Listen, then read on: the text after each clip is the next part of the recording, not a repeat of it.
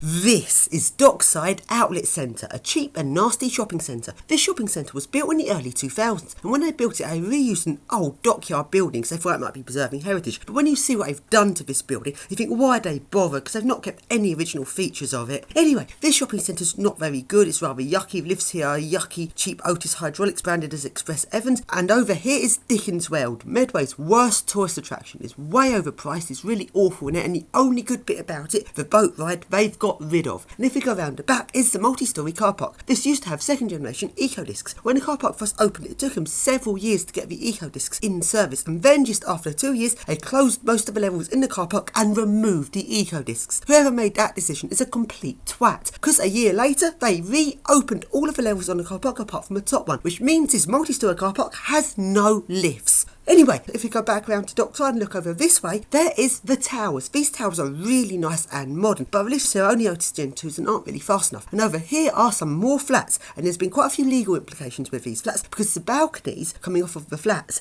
overhang the property's boundary. And there's been quite a few big arguments over this. And on this building in front of the other tower is some shop units which have never been opened, apart from one of them, which is a restaurant out the front. Apart from that, this building is empty. And it's time to go urban exploring. If you come up to this building, there's a door here with a lift going down to the car park. Except no one ever uses this lift because you have to go up a slope to take a lift down to the car park. There's another entrance that goes directly into the car park. Everyone just goes in that. The lift's never used. And also, this lift does not go up to the first floor because on the first floor is a really big empty shop unit. It's not divided into separate units, it's one big shop. But if this shop opened, the only way to get into it is to go right round the back of the building. No wonder they can't let out this shop. Whoever designed this building is an idiot. Anyway, more on that later. Here we come into the building, and do you recognise the lift? It's a lift from my Slenderman Lift tour. And now, going through this door where I'm not supposed to go, and let's go urban exploring this building. So then, up we got this passage. It's a bit worrying because the restaurant's open and the staff often come out here, so quickly go past this bit. And along to the door at the end, and it's dark. But the lights come on. All the electricity's working in this building. The whole building's fully on and working. It's just empty. So then, what is there to see in this building? And then we go to the end where the lift is. This lift has pretty much never been used because the building's empty. And I knew this lift was up here because of the glass door there. This glass door was locked, but that's how I knew the lift was here because I looked through the door. And now I've managed to get here, I can now ride this lift. Going up. Right then, let's go up to the second floor.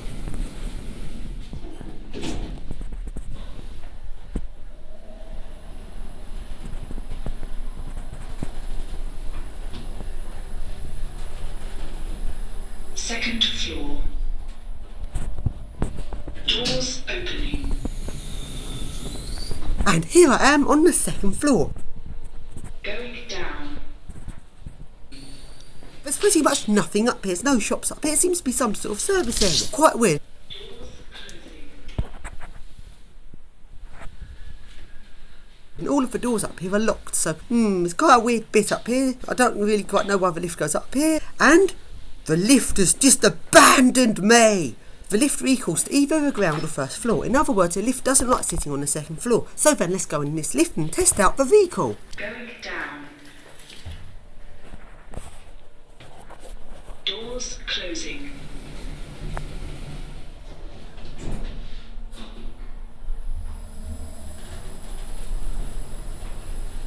First floor.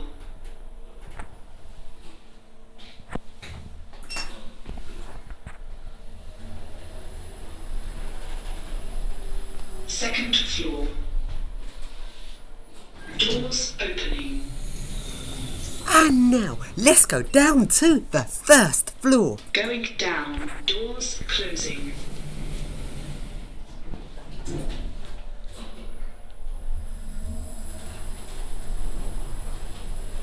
First floor. Doors opening. And here I am on the first floor. Going up.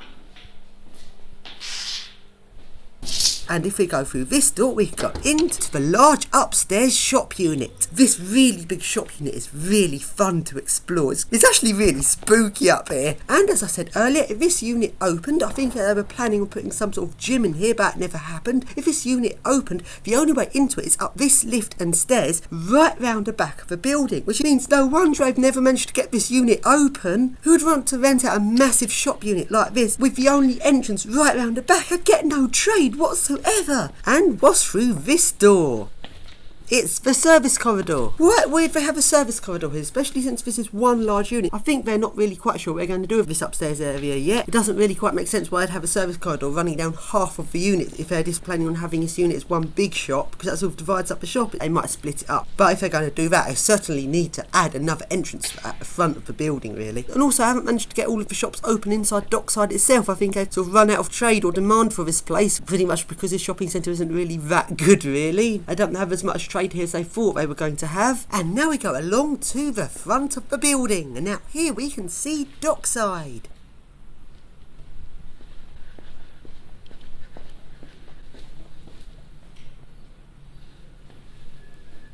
And here are some steps heading downwards. Let's see what's down these stairs.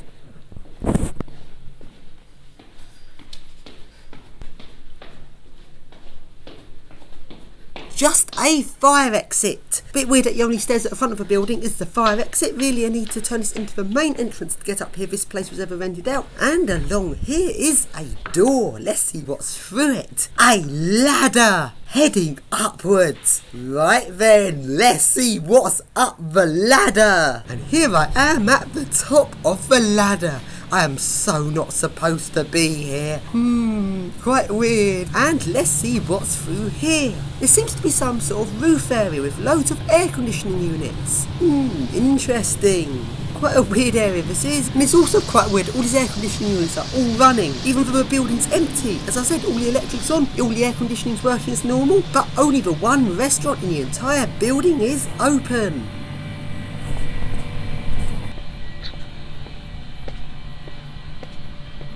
And now we go along to the other end of this weird air conditioning service area, where there is another door. But sadly, it is locked. And now going back along and down the ladder, back into the main shop unit, and let's carry along the other side.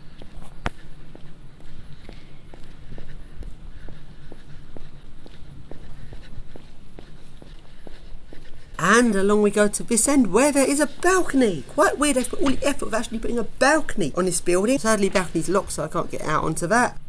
I'm not quite sure what they actually intended this area for.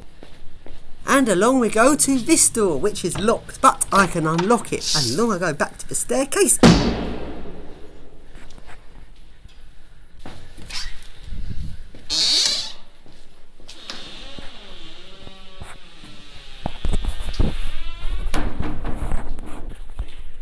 And back to the lift. Ryan, lift, get me out of here. This building's starting to spook me out a bit. Let's go back to the ground floor. Going down. Doors closing.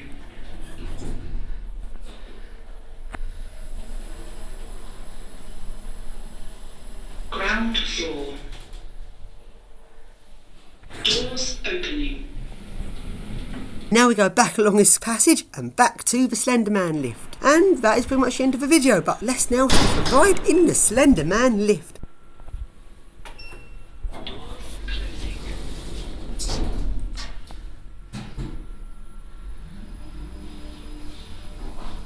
Ground floor. Doors opening. Doors closing.